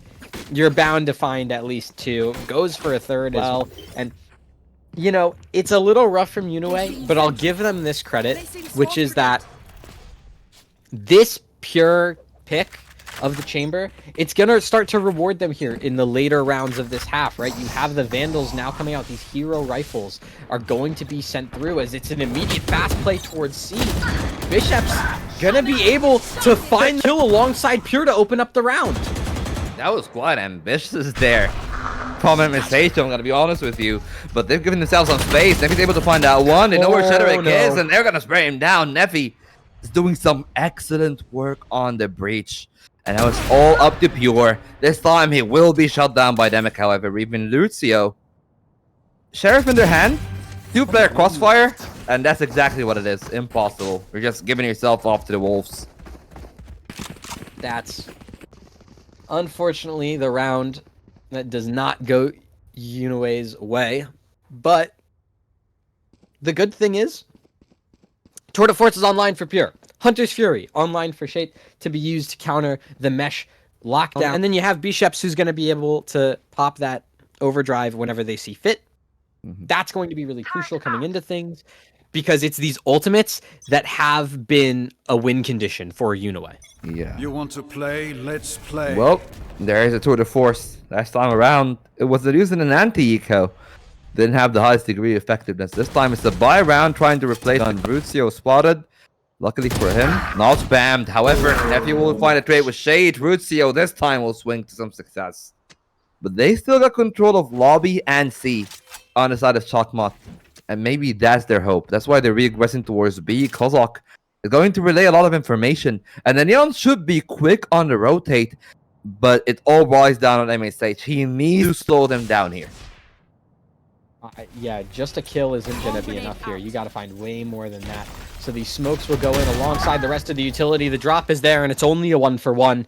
Shederick going to make sure that the rest of the team can find their way into the site, but the op from Demic, this is going to be huge now. 2 versus 2. And the shot from the Tour de Force, it actually goes a little bit awry here. So the plant comes through. Kozak gonna be spotted now on the flank. It's known the tag is there, sure, but it's still gonna be these trades. There's the shot from Pure to secure things down, and now Demic 1v2 op in hand. There's no options to swap guns here, so you're gonna have to try and take this fight up onto Pure. As Shederick's just holding the crossfire. No, but it's the crossfire. It's being held, and Shederick is there for it. Shuts it down. Op in the hands of Pure here, ends up dropping it. Just goes for the Vandal instead as we move into the last 2 rounds of the half. That was a bit too close there. I felt like Demic definitely, if he won that duel against Shederick, he might have had a chance at a 1v1, but that's why we've seen instantly Pure realize that and try to swing wider and wider. And they got the round anyways. 6-4, still of course advantage over to the defense for the side of Chakmat. But now they're put in a very tough spot. They got a few ultimates they might want to invest, but that B aggression might actually kill off these players before they aggress over. They try to go for the kill. Shide's gonna find one Cesar on the trade. And you notice a player by C and a player in the window. They find the one in the window, but a player by C will find something. Trades back and forth, leaving it over in a 2v2, and it might be over in a flash because Pure has the angle for the one, and Shederick should have the other. Omen on Omen action, but MSH is going to find that duel, and Pure will find himself over 3k. We cannot question how effective this chamber has been. He has been instrumental to this attack. I think the kind of thing for Pure and the reason that we're seeing so much success from him is simply due to the fact that he feels a little bit more emboldened to take some of these fights, right? You're gonna see Pure take some swings a little bit more, especially when you have the teleport, the rendezvous in your pocket, ready to rip so you can get out of these sites for free or get out of these sticky situations. That's exactly what you want. And the fact that Pure is getting active, trying to get involved in the chaos and find value, that is perfectly played from this chamber. Well, switch of pace here. It's a 5-man stack all towards B. They're trying to clear off the information. The Shocklar would take over the Nano Swarm, but leaving over the alarm bot. MSH found themselves in the perfect place to hide here as he needs to. The Fury of the Hunter will attack 2 players but will kill none. That leaves on MSH to hold that side. It's 1-for-1. Trying to swarm over Garage, negative. They're actually trying to double back towards A. Neffy is in the same position that we've seen Demic being playing in. This time, however, they seem to be a bit wiser to those antics, but Neffy again on another double from the corner. And this is going to get Chakma the timing to rotate. Yeah. Oh, okay. Demic gonna have to fall away. You don't want to give this 3v2 away. You don't want that. This flank from Cester, it works out perfectly. And Shade, yeah, 1v3 is not happening. Not in this round. So it's Chakmat finding their way to a lead at the half. But all things considered from Uniway, that's a great recovery. Yeah, because honestly, we definitely started to feel that it might have actually squandered again, and they might give off a very convincing lead to the side of Chakmat. But as he said, they were able to recover, mostly off Pure and Bishops, really. But of course, Shade, Rutico, and Shederick, each of them found their timings, found their angles. But the story does continue to be the same way. You feel like the fragging pack of Chakmat is actually really a bit higher together in terms of the rest, because Pure right now is the only member on double digits. The closest to him is Bishops. Meanwhile, we got 14 on Nepi, 11 on Demic, and Cester. So that will be something that they'll have to figure out on defense. Luckily for them on defense, you sometimes get to pick the terms of your own engagement, and that's what we're seeing here.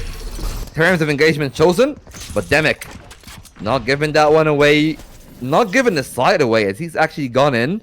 Great work off the stun, and Pure now has a lot of work to do in Garage. Yeah, you need to find at least one here if you're Pure, especially on the smoke fade, but Mesh immediately holding that smoke takes care of it. Bishop's gonna be the next point of engagement, but can't find anything as well, and so now Rutzio gonna fall. You can see Shade not gonna be able to find anything, and Shederick 1v5, you got right clicks and a dream. And unfortunately, you're gonna have to keep dreaming into the next round. Yeah, the Poles finally put out a pistol. Something that we haven't seen all series long, but it is finally there. Which was kind of convincing from Uniway, the way that they found those 3 pistols. But this time around, the pace just was a bit too much for the chamber. And that's the power, for example, a Cypher would have over that chamber. A Tripwire doesn't care about being stunned. It will be stunned. It will still work perfectly fine. But that gave Danik the angle to go all the way in. And with them being on defense, unlike the other side, for example, where we've seen somewhat of a buy from the side of Shockmot, Uniway, full classics, probably just a headhunter here and a light shield from Pure. But everybody else is just trying to play that immaculate crossfire on B. But look at Danik there. Crisp as a feather, swift, and he will strike. And it's all 3 for Shockmot. At the very least, you can grab an ult orb here if you're Pure. Right? Try and farm your way to that tour de force as early as possible. For Shade, yeah, it's just gonna be death. And so for that's at least something. Again, Pure trying to get a little bit closer to that tour de force is really all you can ask for. So any kills would be great, but not particularly expected. He got light armor. And Headhunter is no slouch. He might even get a Vandal here if he takes that duel off Demic, but Demic is waiting for him to TP up top, which is not the case. Pure found that kill, and suddenly this whole round might flip on his head. A rifle in the hands of Pure, he still has 125 health. And this might very well be doable, Angel. It's true, but with each passing second, a save becomes increasingly valuable, and Pure not going to clear this close left corner. Neffy takes it. So all of a sudden, that retake that we were hyping up doesn't come to pass. So it's Shockmot finding their way to a 9th round. Uniway gonna have to hope that what you built in to this round, what you're able to buy up here, will be enough. Shate's gonna opt for an Odin. Yeah, and you know what? I understand the intention behind of it. If you're gonna be playing here towards Garage, if you're anticipating them to push into you, that's exactly what you want to do. You want to slow them down before the round even starts, which is the case for the Odin. You can definitely hear it across the map, but that's not the angle of attack that they've decided to go for. They decided to go for Lobby, and Bishops is there and ready. Immediately, Demek out onto the site, sliding around, but the kill from Bishops is perfect, and the teleport back from Pure secures short. So no real ground gained for Chakmat here, as they're trying to now force their way through a 3-5 to convert this round. Well, advantage on the side as well. It's 3 only. Or rather, 2 only. From the side of Shockmont there. Against 3 members of the defense. They hear the drone. This might be the timing for MSH to find a kill. Easy work on the head. Are they aware of the Omen's positioning, however? MSH seems to have had an inkling of so, but he tucked himself into Garage. Wait to see where the hell Shederick is. Usually that's where you anticipate the Omen to be playing if you know the chambers towards A. To hold him back by the stairs. Trying to find himself a timing. MSH might have a kill here, but he tucks again. He's even getting more of a chance now. They're looking towards Garage. He's still gonna find one, almost a second. Bishops might be on for the ace, but he'll have to clutch that one up because they got the sight, they got the timing. He's in Garage. And there is a flank coming in from C-Long, and that's why we're seeing Neffy trying to answer. And this is great from Pure, right? Because the Killjoy is taken down, Neffy has to try and hold here, but Pure gets the better of him. So now it's Sester, 1v3. Doesn't get cleared at first, but the kill from Bishops is perfect. 4 on the round for Neon, and Uniway grab a 6th round. And finally, there's no longer a rocketing start for Shockmot.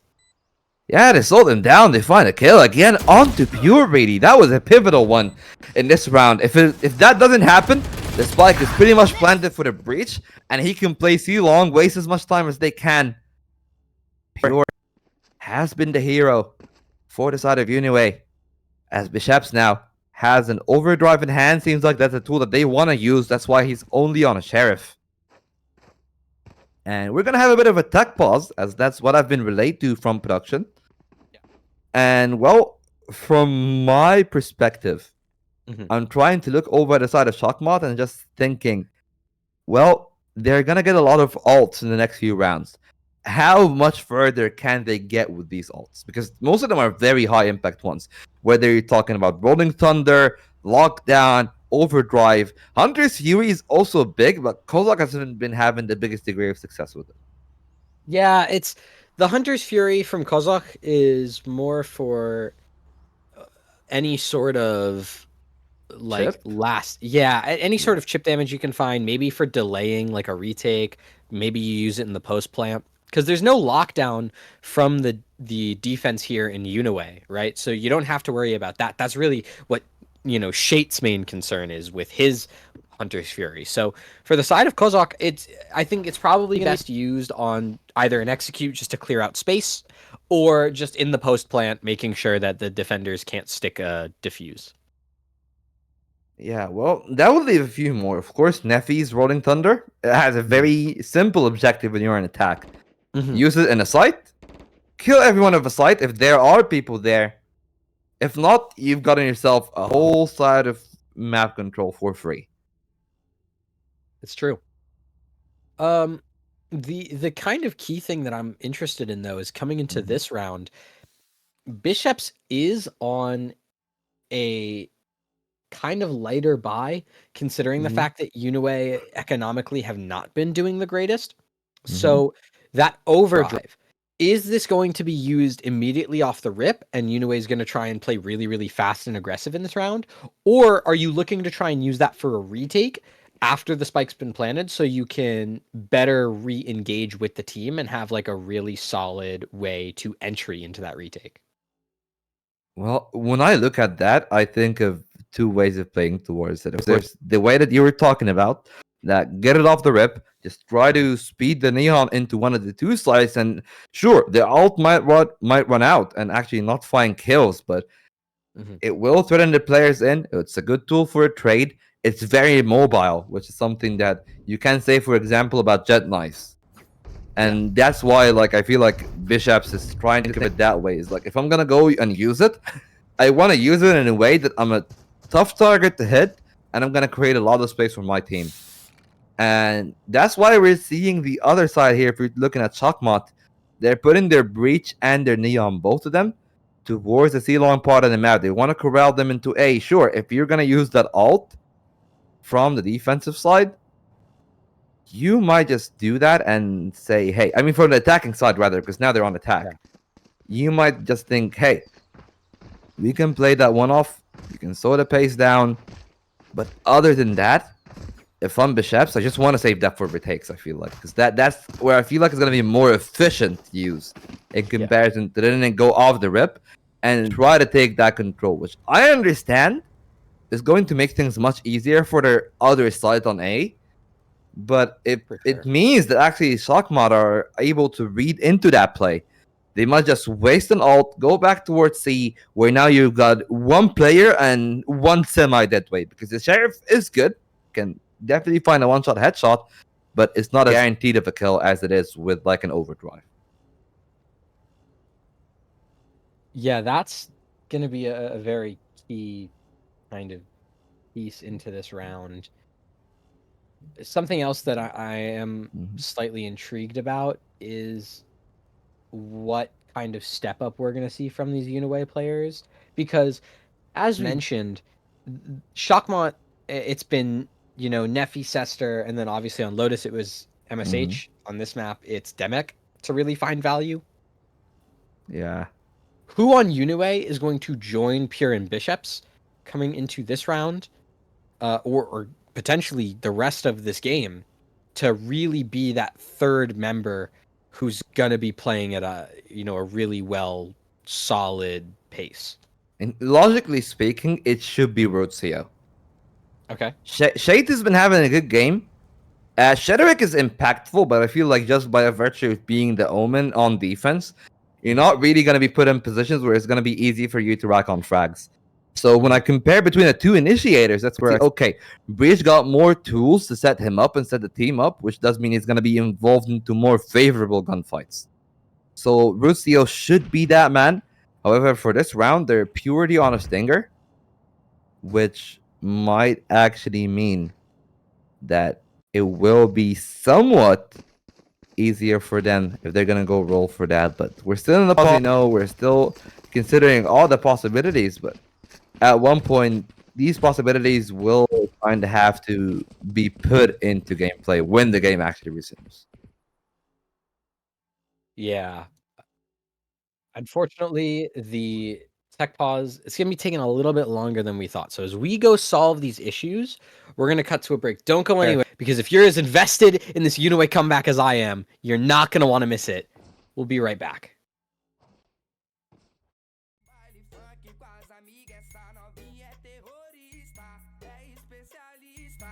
Olha o que ela faz no baile funk com as amigas. Olha o que ela faz no baile funk com as amigas.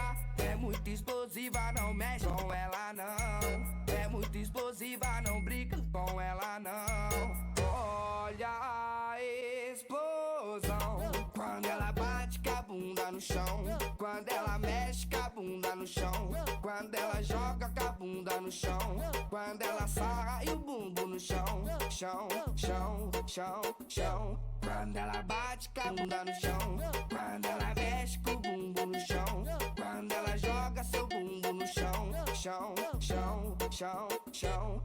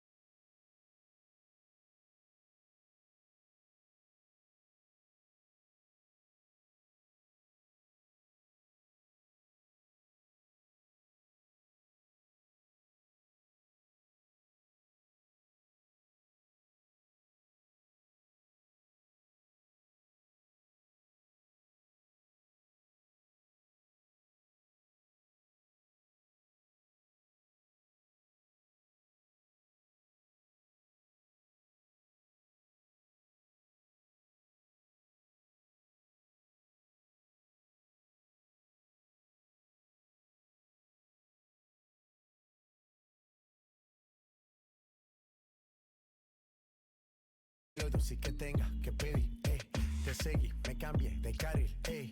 María, no sé si lo ven. Como sin vid, a capela. Suave que la noche espera. Ya te encendí como vela. Y te apago cuando quiera. Negra hasta la noche como pantera. Ella coge el plano y lo desmantela.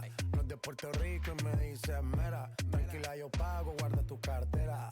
For real, Medellín, que lo dulce que tenga que pedir, te seguí, me cambié de carril, María, no sé si lo venir. For real, Medellín, que lo dulce que tenga que pedir, te seguí, me cambié de carril, María, no sé si lo venir. Cualquier malla le marco a lo Cristiano Ronaldo. Tírame el beat que lo parto. Manos en alto, que esto es un asalto. Esto no es misa, pero vine de blanco. Hago solo éxito, a lo venir blanco. No puedo parar, si paro me estanco. Sobra prosperidad, eso lo sabe el banco. For real, Medellín, que lo dulce que tenga que pedir, te seguí, me cambié de carril, María, no sé si lo venir. For real, Medellín, que lo dulce que tenga que pedir, te seguí, me cambié de carril, María, no sé si lo venir. Madrid, Medellín. Y el otro niño de Medellín. Sky, rompiendo. J Balvin, colores.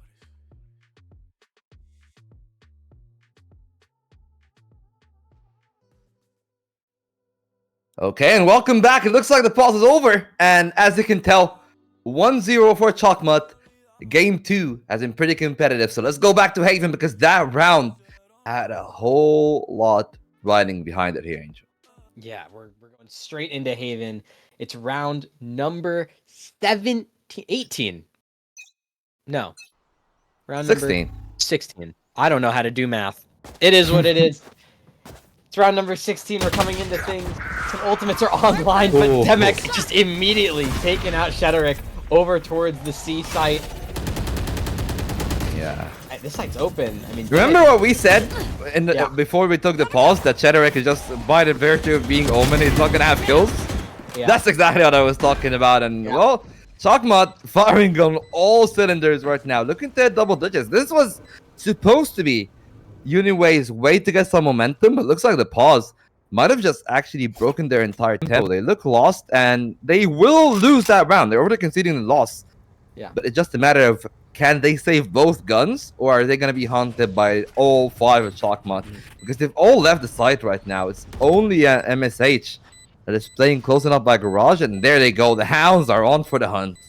Yeah, they're going to be going towards Shate with this Guardian. On up towards Shate from Demek.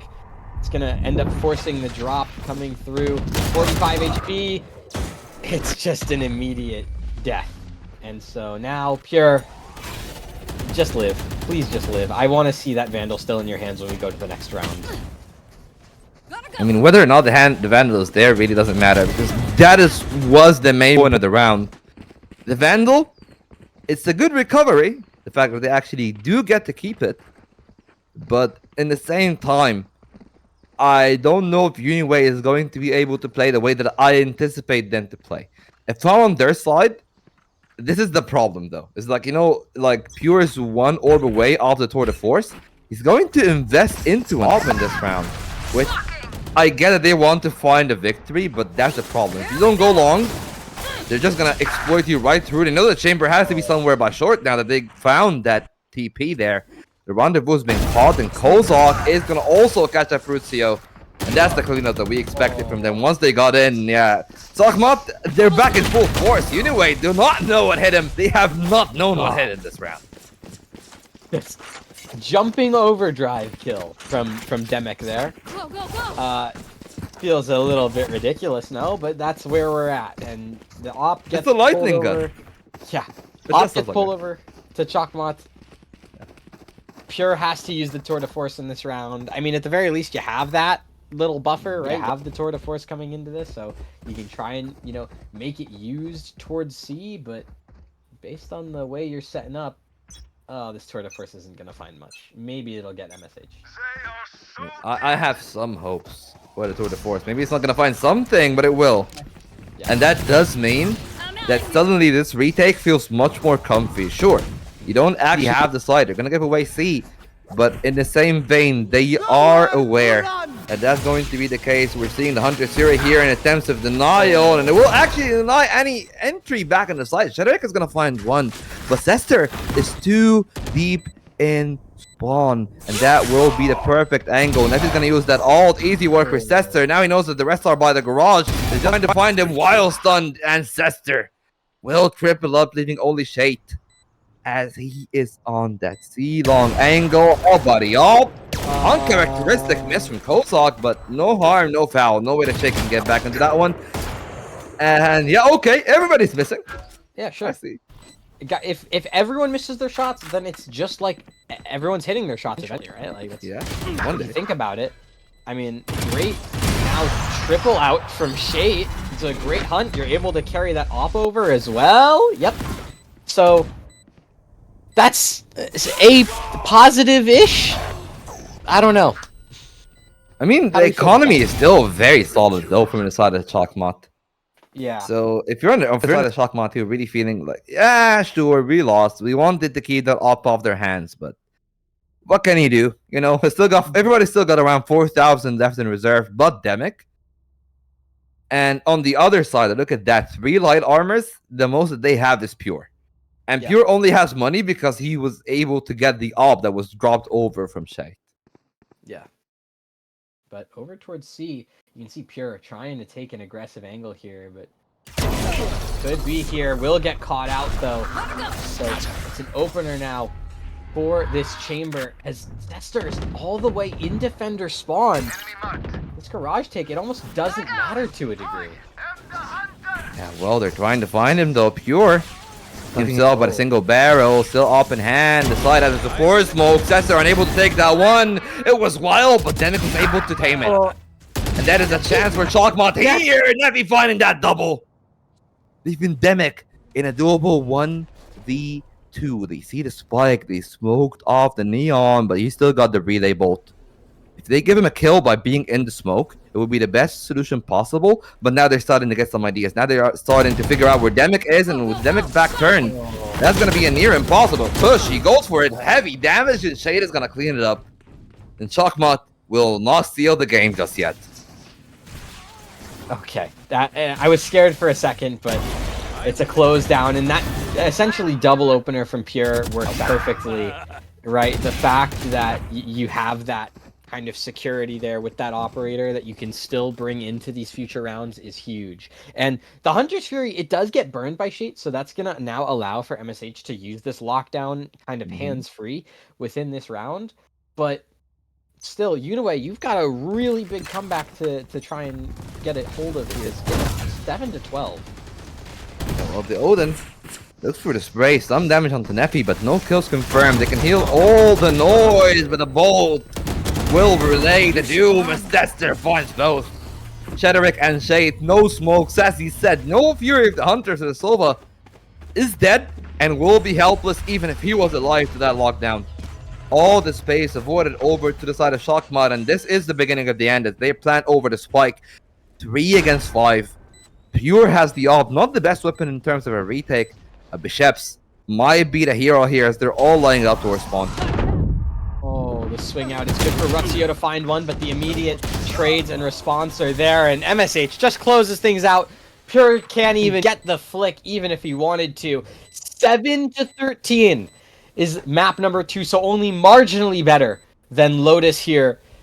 It's Shockmont 2-0 to find their way to the upper semis. Well, they've been doing some great work.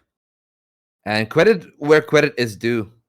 Anyway, I'm pretty sure like these ones shouldn't be where they are, if I'm not mistaken, Yeah, right? it's supposed to be. Yeah, there we go. There you go. I mean, somebody had some sympathy for Uniway, at least in the production. And, you know, credit where credit is due. They actually played a solid game. It just wasn't solid enough. In times, especially in that C site, we've seen the same weakness that we have actually criticized Shockmot for on the Lotus, where their C side defense, at least for the Shockmot side, was very weak. And Uniway was able to get 3 or 4 rounds together just by pressuring C every time. That has happened here. 3 rounds in a row. Every time they hit C, whether it's a split, a C long take, or just pure on garage, no answers from Uniway. And sometimes, sure, you are out of answers, but they need to adapt. And I feel like the lack of adaptation is what bit there at the end. I would agree, right? It's the kind of overall lack of adjusting, right? You never change your game plan. You keep trying to go for the same things, right? The success that we saw from Uniway, especially on that defensive side, was when Pure would push out C. It was when Pure wouldn't always be alongside Bishops on the same side of the map, but unfortunately, that game plan didn't really render itself too strong. It always felt like immediately after Uniway found success, they were like, okay, let's just go back to what we were doing before instead of what was working. And so it's that kind of playing that Shockmont was able to capitalize off of. It's what earned them this 2-0 victory here up against Uniway, and it's the reason that Shockmont is now guaranteed top 6, right? Because it's a double elim bracket. Yeah, top 6 is very respectable, and especially the fact that they still got one more life. If they're knocked down, they can push through again from that lower bracket. So that's something that they can play around. Meanwhile, Uniway, valiant as they were in this game, now they got 1 life left in the tournament. They're knocked down in a very hungry lower bracket, where I feel like a lot of these teams in the lower bracket especially feels hard done by, especially for the first few rounds, because the first round can have some tough matchups. For example, Ray fell 2-0 to Shockmont, and Shockmont is very convincing, but Ray is like one of the... Well, I mean, they're the home team. No, that's the home turf. So they might be trying to find their way back in the lower bracket. A lot of the teams that pushed into the lower bracket or forfeited one of their upper bracket wins might be back down here to contest for further games. And this is where things might get interesting, because Uniway, they got some flaws to fix, but I feel like if they are able to fix them in the next few days, they might actually come back and be even more competitive than they were. I definitely would agree, especially when you start to look towards what that lower bracket will be. It will be quite interesting, especially considering they're going to be playing up against Gladius in that lower bracket, so that's going to be a really interesting and match. they've beaten them before, if I'm not mistaken. 2-0. Yeah, Uniway beat Gladius 2-0. Yeah. So that'll be quite interesting once that comes around. Wait, they haven't? Wait, who did they? No, it was Glacial. It was Glacial Gladiator. Oh, it was Glacial, not Gladius. Yes. Gladius, and yeah. So that'll be quite interesting once we get to that match, but that's in the lower bracket, so unfortunately that's not for today. Overall though, I think it's kind of business as expected, right? Shockmont, they had that 2-0 victory in the group stage. They went flawless. They didn't drop a single map. They haven't dropped a single map yet in this tournament, and I think that is what we are going to continue to see up until the very final matches of this tournament. Yeah, they're looking convincing, and they have been convincing the whole part. Nobody's checked them, really. Games have been close, but they've never been out of reach for Shockmont.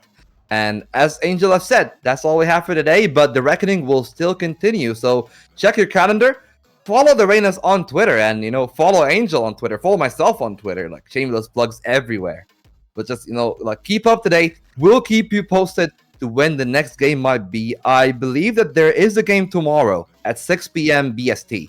So that's the closest game that we got on schedule. Other than that, keep up with the socials where we post every time that we are going live.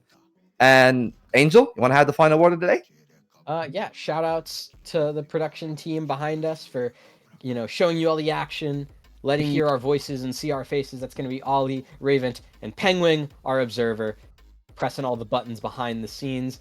Thank you all so much for helping us produce this. Thank you, the viewer, for watching as we took you through this series. Congratulations once again to Shockmont for their victory, and we'll see you all tomorrow for some more Overdrive action.